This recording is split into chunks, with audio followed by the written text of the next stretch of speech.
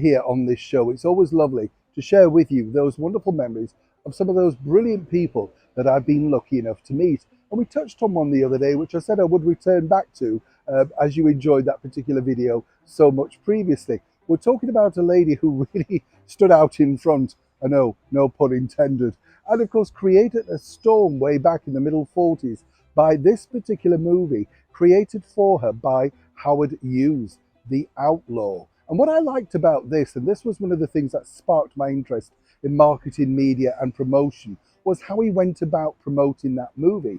Now, as I say, I was lucky enough to meet Jane Russell on a number of occasions, a lovely lady in the flesh, still very beautiful. And one of the things, that really did tell me about exactly how the Hollywood system worked was this from Jane.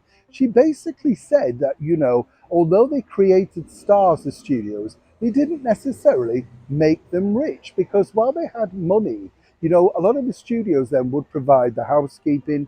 The studio may own the house, they loaned you the frocks, the furs, even the boyfriends to go out with for premieres. Everything, she said, was absolutely returnable. The only thing you left with when you left the studio system was that of your name. And she was kind of right about that, because as she said, yes, I was well paid, but I didn't come out of it rich. I had to carry on working. And that's the sort of story that I've heard from so many people over the years. The likes of Debbie Reynolds, Mickey Rooney, June Allison, they're all mega stars, but nobody was absolutely rich. Jane told me that she actually made her money the moment she left the big studios like RKO and Howard Hughes. One of the biggest paydays, she told me, was this. Now, come on, girls. How many of you bought this? All thanks to the delectable Jane.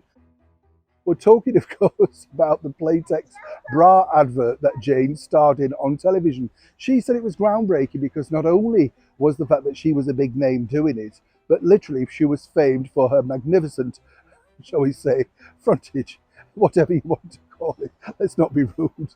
But she was a lovely lady who knew exactly what she was selling. As she pointed out, herself and Marilyn Monroe, starring in Gentlemen Prefer Blondes, knew exactly what the cameras liked, and they played up to it for all their hilt. She said other things as well really brought in far more money than the studios. Naturally, we touched upon working with Howard Hughes. She said he was simply a genius. The Outlaw itself, she thought, was a bit of a tame movie, but by the time he'd marketed it, created something of a, major marketing campaign around it, people were desperate to see it. And she said it's true. He came up with all sorts of stunts to get people thinking, this is the movie we need to go and see, because it's been banned by the Hays Office at that time.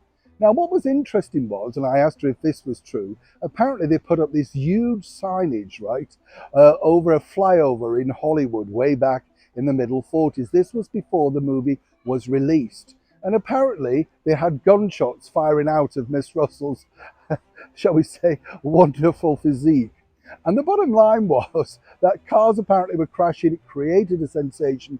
He was told to take it down instantly, but the publicity really generated and made her a star. Jane went on to other movies too, and what was great about her, she was great in comedy and drama. While we met, she was staying in the luxurious Savoy Hotel, and as she pointed out, these are treats. This is what people expect a star to do, but it isn't where we live. As she reiterated, being Jane Russell's not been a bad ride. It wasn't one she set out to do. She was discovered by Howard Hughes. She played the role and she thought she played it well. She hoped that she'd given a lot of entertainment and fun to many people over the years. And what she really wanted to be remembered for was simply that of a good person. I think we could all agree that Jane Russell gave us a lot of fun, a lot of entertainment, and she certainly was a good person. But back to you, ladies. Did you buy this because of Jane? She told me that she changed the face, quite literally, of women's lingerie and underwear, all thanks to this groundbreaking ad. So, did you? Neil Sean in the very heart of London.